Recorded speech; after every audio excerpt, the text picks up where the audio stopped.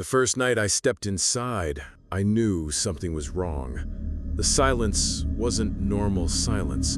It was watching me. It wasn't just the stillness of a remote place. No, this was different. This was a quiet that seemed to breathe, to pulse with some unseen force. It wasn't until much later that I realized this mountain outpost had secrets.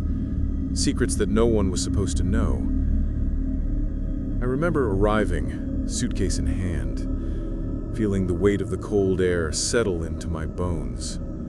The higher you go, the thicker the silence gets. There's a chill that digs into your skin, a reminder that the world outside is far, far away. That's when I started to feel the weight of the isolation. I'd been hired for a simple job, a research assistant at a remote mountain outpost, a place where I could focus on the work, away from the distractions of city life. I had just graduated, desperate for something to prove. It sounded perfect, quiet, isolated, a place to clear my head and work. But when I walked into that outpost, I couldn't shake the feeling that something was wrong. The place was cold, almost impossibly so.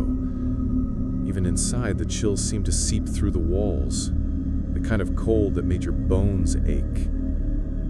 The outpost wasn't much, just a small, functional building tucked high up in the mountains. Snow had already started to gather on the ground, a sign that winter was close and the days were shorter. I'd always heard stories about places like this, remote, isolated locations where time seemed to stretch and distort, but I never thought I'd experience it firsthand. The workers were friendly enough, but there was a strange coldness in their smiles, as if they were all holding something back, something they didn't want to share. I couldn't blame them for it. The longer I stayed there, the more I felt like there was something they knew that I didn't. Something that made them act strange. One of the first things they told me when I arrived were the rules. They were simple, but strict. Rule number 1, said the station manager, an older man named Paul. No one leaves after sunset. He wasn't joking. There was a serious weight to his words. The mountain isn't safe after dark. You don't want to be outside when the sun goes down. I remember laughing a little, thinking it was just a precaution against the weather. I mean, who would want to go out there in a snowstorm anyway? But then he went on. Rule number 2, always stay indoors once it gets dark. No exceptions. His voice dropped a little, like he was speaking in a whisper, only for me to hear. It's not just the weather out there. You'll understand soon enough.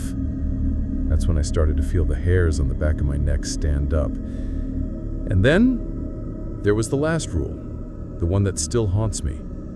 Never venture into the woods that surround the outpost. They said it as though it was the most natural thing in the world, like it was just a given. No one questioned it. No one left the outpost after sunset. No one went into the woods. I was supposed to be a researcher, a scientist. I came here to work, to study the environment and the animals, and maybe learn a few things along the way. But after those rules, I started to feel like I wasn't just a researcher. I was part of some strange experiment, one I didn't quite understand. The first few days were uneventful. I settled in, got to know the other workers. There was Linda, who handled the station's communications, a quiet woman who barely made eye contact with anyone. There was Steve, a field worker who spent most of his time outside gathering data on the wildlife. And there was Paul, the station manager, who kept mostly to himself. But there was always this unease in the air, like everyone was waiting for something, but no one wanted to talk about it. The longer I stayed there, the more I felt it. The odd tension that seemed to wrap around the outpost like a thick fog. Something wasn't right. As night fell each day, it became harder to ignore the strange atmosphere. There was this overwhelming stillness. No sounds, not even the usual noises of night. No wind, no rustling of trees. It was as if the entire world outside had simply stopped. The silence was oppressive, and it gnawed at my nerves. It felt like the mountains were watching me. The first night I stayed inside, as instructed, I couldn't sleep. I kept hearing things, scratching noises coming from the walls, soft thumps from the ceiling. I tried to convince myself it was just the house settling, but there was something about the sound that didn't sit right. It was too deliberate, too rhythmic. It felt intentional, as if something was trying to get in. I stood up from my bed, heart racing, and walked to the window. The moonlight spilled over the snow outside, illuminating the dark forest beyond the outpost. I scanned the trees, feeling a tightness in my chest. Nothing. I tried to calm myself, but that stillness, it was too quiet. The kind of quiet that suffocates you, makes your mind start to imagine things that aren't really there. I shook my head, telling myself I was just being paranoid. But when I turned away from the window, I felt it, the unmistakable feeling of being watched. I stood frozen for a moment, my breath catching in my throat. I turned slowly, half expecting to see someone behind me, but there was no one. Still, I couldn't shake the feeling that something was there, lurking just beyond my sight, hidden in the shadows. I tried to ignore it, to tell myself it was just the cold, the isolation getting to my head. But deep down, I knew something was wrong. And yet I pushed it down, convincing myself it was all in my mind. I had to focus on the work, right? It was just nerves, nothing more. But even as I lay in bed, pulling the covers tighter around me, I couldn't escape the feeling that this place, this mountain outpost, was hiding something. Something that had been there long before I arrived. Something that might just be waiting for me to slip up. I didn't know it yet, but that silence, it wasn't just the quiet of a mountain. It was the quiet before something awful happens. And I was about to find out exactly what that something was. The first few days felt like a blur. I tried to settle into the routine, thinking that if I just focused on my work, everything would be fine. After all, I had a job to do. The isolation, the rules, and the strange atmosphere, maybe it was all just my mind playing tricks on me.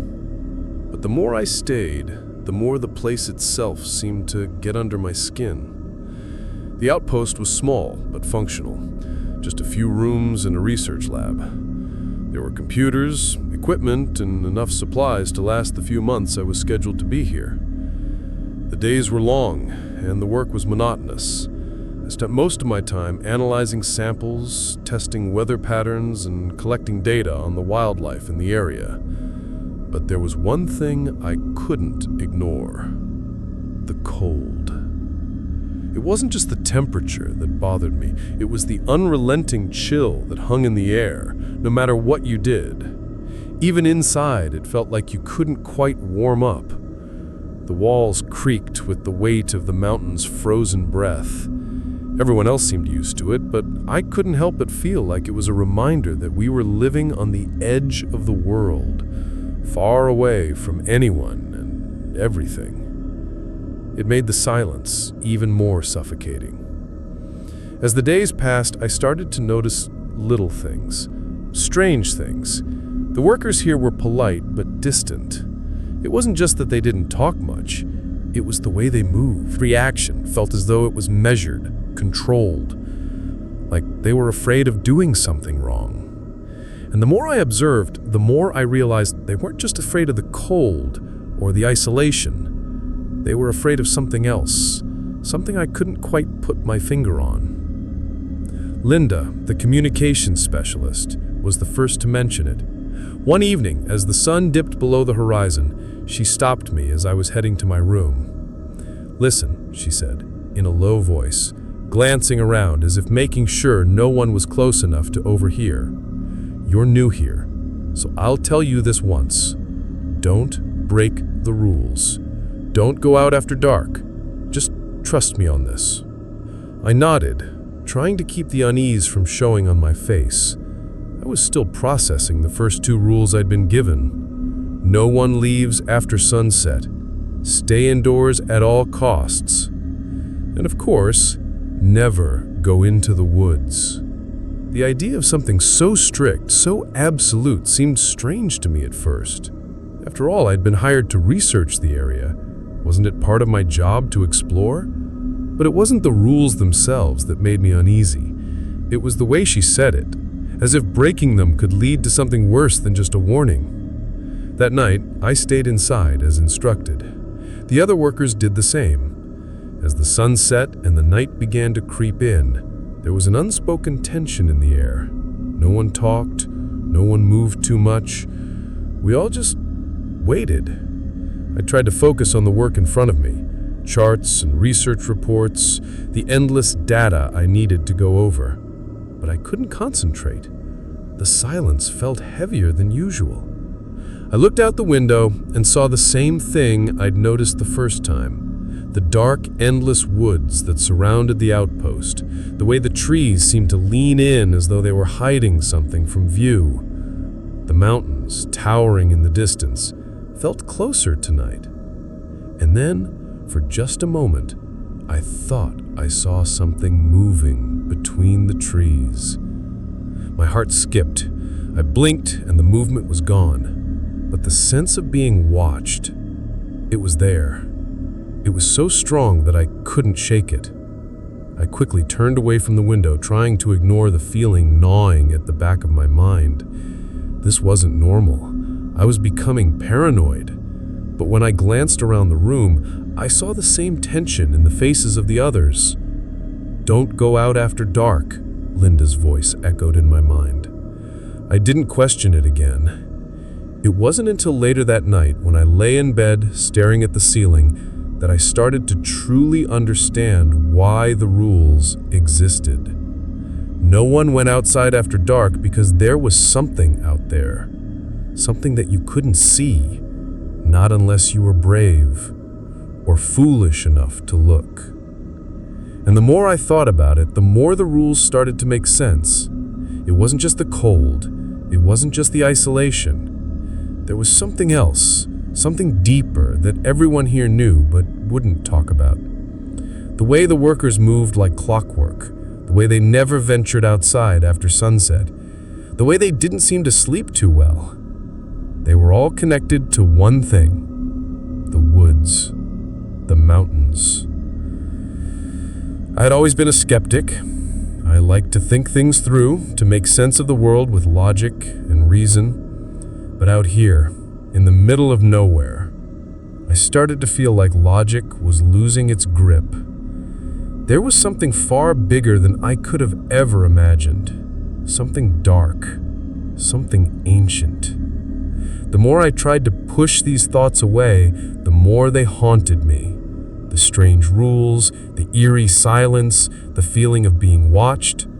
And when the sun set the next day, I obeyed the rules, staying inside as I was told. But as I lay in my bed, trying to sleep, I felt the strangest thing of all. The sense that there was something, someone, waiting outside for me. And no matter how much I told myself it was just the isolation, just my nerves, I knew it wasn't. Something was out there, and soon I would find out exactly what.